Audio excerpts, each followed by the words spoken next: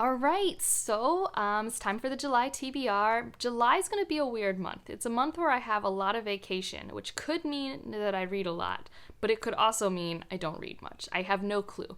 But I have what I think is a realistic TBR of what I want to get to, and maybe if I'm lucky, I'll get to more. But we will dive into the things that I for sure have to read, and then, stuff that's on top. Although I think this list is mostly stuff that I have to read, so... First off, I need to read The Night Watchman by Louis Erdrich.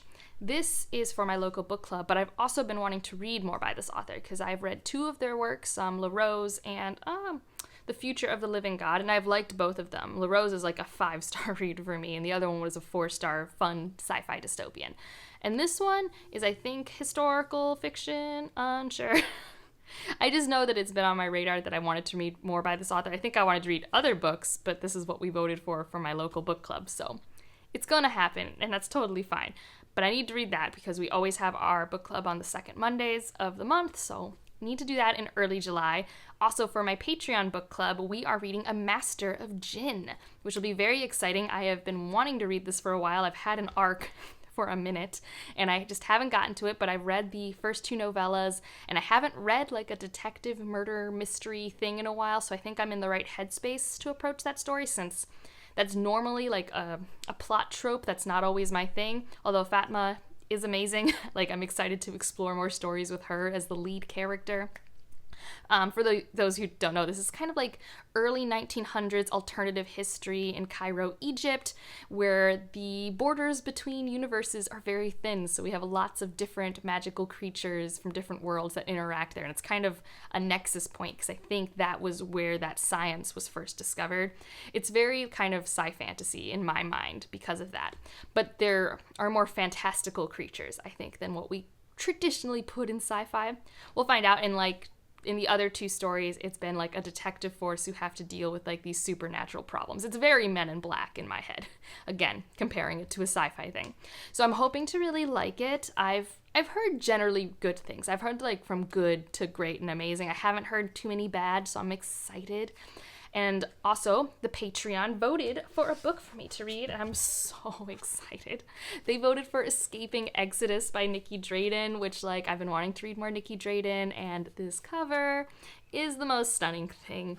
I don't know a lot about this other than I think there are people in a spaceship, and the spaceship might be a whale or something. It's alive. It's organic. And I don't actually know anything else. The reason why I'm kind of going into this blind is... I trust the author to have intriguing and interesting ideas. That's what happened with The Prey of Gods. I know it's sci-fi. I know that the organic factors were too gross for one of my friends who kind of doesn't handle body horror and different imagery like that really well, but I don't see things in my head. I know Jenna from I think I'll have her channel down below. I think it's Bibliofilth, but if I'm wrong about that, I'll have the correct channel down below. Loves it. So I'm excited. And I have the sequel, so it would be good if I liked this, because I bought this used, but I bought the sequel full price, so hopefully I do. So I'm really excited that they voted for that one. It's a very good pick. I'm very happy. What other ones do I have to read? Okay, the next one that's a have to read is The Obelisk Gate by N.K. Jemisin.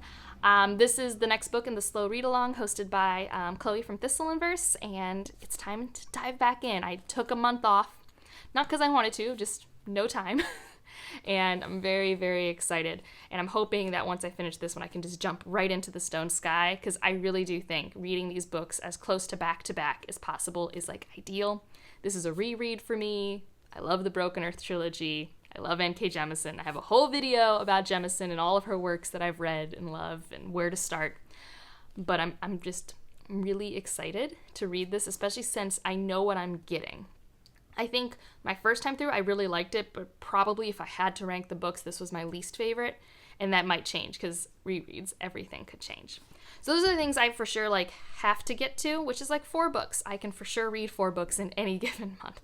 But everything else is, stuff that I want to prioritize, and 2 of them are finishing series. So first up, I keep talking about Hero of Ages, and it's happening. I've actually already started it. It's just that I can't finish it for the readathon in June, so I'm pausing it until I can read it in July for my team, but I definitely want to finish it. It's been too long since Well of Ascension. I need to get back to this, finish it, so I can have my Mistborn reread completed.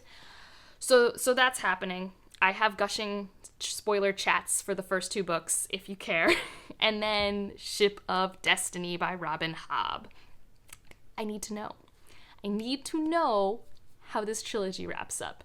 Like, I have a spoiler-free review for the first book, and I have a spoiler vlog for the first book, and I have a spoiler chat for the second. This series is phenomenal. I did my favorite characters list recently, and a lot of my favorite characters from this year I have met in the Live Ship Traders series. And I need to know what's going to happen to my people. Like, there is so much drama to come. I cannot wait. So, Ship of Destiny is happening. Just hopefully I won't get too burnt out between Hero of Ages and Next. They're both like really long, chunky fantasies, and I've been finding lately my reading has been best when I allow myself to read a variety of page length and genres and everything like that. So, what else is on my list? Okay. The next one that I really want to get to, because it's like the arc I want to read before the book's released, and this is She Who Became the Sun. It's kind of in the whole theme of books with orange and red and yellow covers this summer. I don't know much about it. I kind of picked it up because a lot of my friends were excited, and I saw it was on NetGalley, and I was like, ooh. And then NetGalley was like, yes. So that's what went into that thought process. I think it's military fantasy that is on the more strategic, tactical focus. So I'm prepared for that, because military fantasy, you know, how focused you are on those elements varies dramatically. I guess the tagline is Mulan and Song of Achilles, but I'm really bad at trusting marketing taglines. Like, what that tells me is there's probably a strong female protagonist. I already knew this was Asian-inspired fantasy. I think specifically Chinese dynasty inspired. I'd have to look that up to be really sure. And I don't know what era, because, like, there are so many important dynasties in that history there. And the Song of Achilles, I don't know. What that makes me think is maybe there's tragedy. Does it have to do with, like, heroic lore? Like, I love A Song of Achilles, but I don't know how that connects. So we'll see if that's at all true. I'm really just going in with, like, pretty, like, average expectations. I'm really hoping it's another strong start to a fantasy series, because I have been hitting it out of the park lately with The Unbroken and The Jasmine Throne.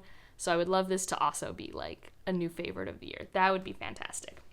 So, there's one more that, like, I don't know if I'll finish in July, but I've been slowly reading Exhalation with a bunch of people. We have a Voxer, and we've been slowly reading a story every week, every 2 weeks. It's very, like, a slow read. So I don't know if we'll finish this in July, but I've been reading it, and it's fantastic. We've read the first 3 stories so far, and we're about to get to one of my favorites that I'm really excited to reread again. It's still so good, even on a reread, which is how you know that, like, a work is, like, so solid. So those are the things that I'm planning to read. I want to read so many other things. Like, I have so many books on my shelves that I want to get to. Like, I want to get to Master of Poisons. I want to get to Changeling. I want to get to In the Dream House. I think my audiobook might be the one for Jess Owens' nonfiction book club, which I will link the announcement video for that down below. You've probably already seen it. She has a much larger channel than me.